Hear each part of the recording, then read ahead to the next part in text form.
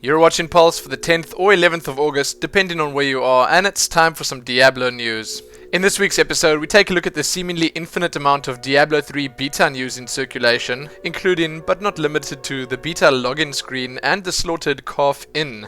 We have a look at a rumoured 4th difficulty level named Inferno, and we also take a look at the drama surrounding the fact that you'll need to be connected to the internet to play Diablo 3 and much more.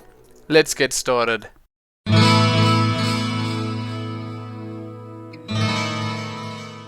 First up in the Diablo news, and probably most importantly, we've got a beta status update from Blizzard. They pretty much just let us know that they're still looking good for a third quarter beta, which is before the end of September.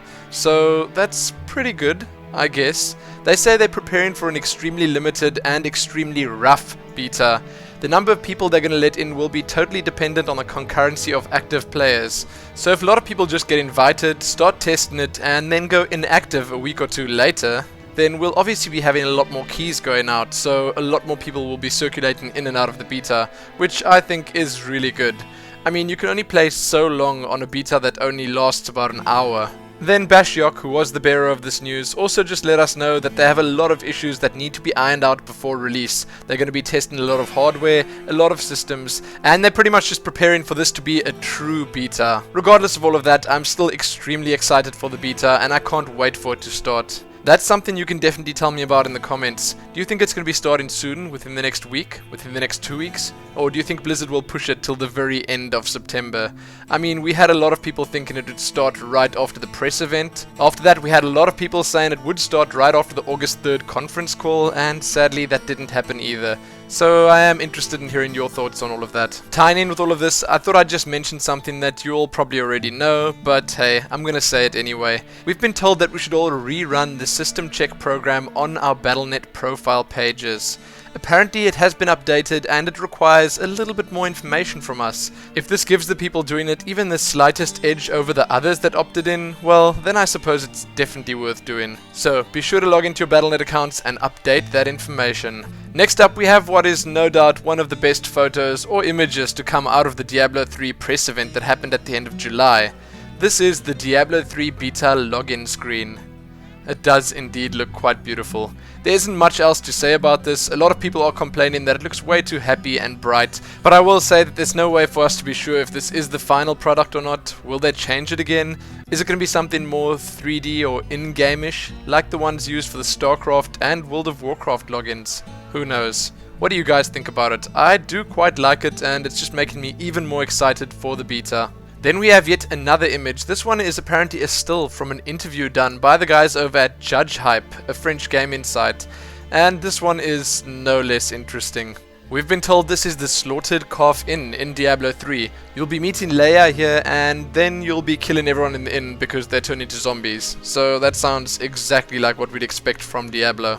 Anyway, you can check the source of that screenshot and read a lot more speculation about it below. Next up, a pretty exciting rumor has sprung up. It seems like there might well be a 4th difficulty in Diablo 3. Now the chances are pretty good that this is either a typo or just a bit of a misunderstanding. So this was discovered, or at least spotted, for the first time in the exclusive Kevin Martin's interview that came with the Diablo 3 beta announcement. He was asked a pretty broad question about how they were going to go about balancing the game's overall difficulty. And part of his answer was, ultimately it's going to take the game's harder difficulty modes, Hell and Inferno, to challenge the limits of the best Diablo 3 players. I'm not sure if this is really what people think it is. I mean, my best guess would be that they just renamed Nightmare and Hell to Hell and Inferno. I mean, adding a 4th difficulty, that doesn't make sense. I suppose it's either that or just a typo. Who knows? A fan did tweet at the Diablo Twitter account asking about this Inferno difficulty, and they got the reply, "I have no idea what you're talking about." So I suppose you can make of this what you wish. If we get a 4th difficulty, I don't think anyone would complain, but I just don't see it happening. The next piece of news is something that's been a hot topic all over the internet recently. The fact that Diablo 3 requires a constant internet connection to play. And this is a bit different to how StarCraft 2 works in many ways. If you play Diablo 3 single player and you lose connection to the internet while you're playing, you will be disconnected and you might die. Well, your character might die, obviously. So, needless to say, this has a lot of people incredibly angry, and I'm not really sure why. Personally, I don't see the big deal. The only time I can think of where you wouldn't be able to access the internet would probably be while you're on an aeroplane. Even when you're sitting in the airport before getting on the airplane, you'll probably be able to connect via some sort of Wi-Fi on your laptop. That said, just play Angry Birds till you land, then you can log straight back into Diablo 3. You can't tell me that when you do have a LAN with friends you don't have internet there. Even if you have a pretty light internet connection, and take it from me, I know all about those, you should be able to support multiple connections to Battle.net for StarCraft 2, Diablo 3 or World of Warcraft. It does work. So the reason Blizzard's going with this always online thing is not because of copy protection or piracy, it's actually just to guarantee that there are no hacks, no dupes, or any other things to ruin the player experience. And I think that's a really good reason.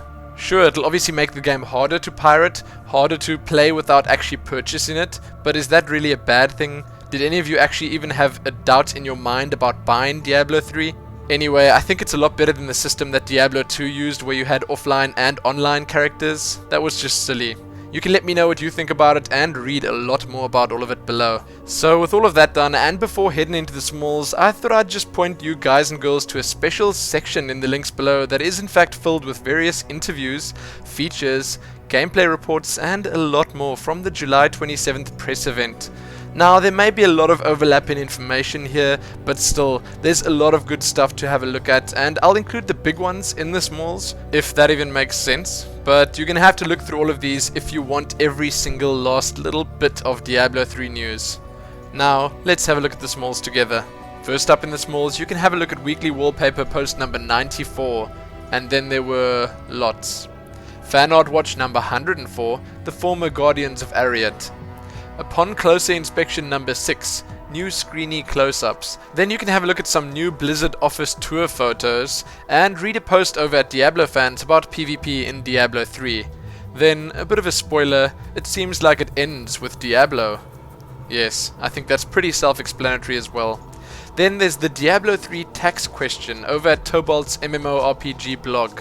And lastly, have a look at Force's Purgatory episode for August 8th, 2011. With that done, let's have a look at the recent Diablo 3 blue posts. If you see something that you think might interest you, be sure to check it out in the links below. The blues had a lot to say on experience gains while in parties, on the rules for magic find and gold in parties, on death making you miss out on boss drops, on potential runestone revision, on the level 30 to 60 dead zone, on the 10 character per account limit, on class specific armor benefits, on Diablo 3 cinematics, and lastly, on the real money auction house. There's always a lot to say about that. Sadly, that's all the news I have for you for this week. Check back here soon for more, and hopefully once the beta starts, there'll be a lot more Diablo 3 stuff on this channel. So, thanks for watching. Be sure to like the video, favorite it, share it with your friends, and subscribe. Most importantly though, happy Diablo 3 login screen.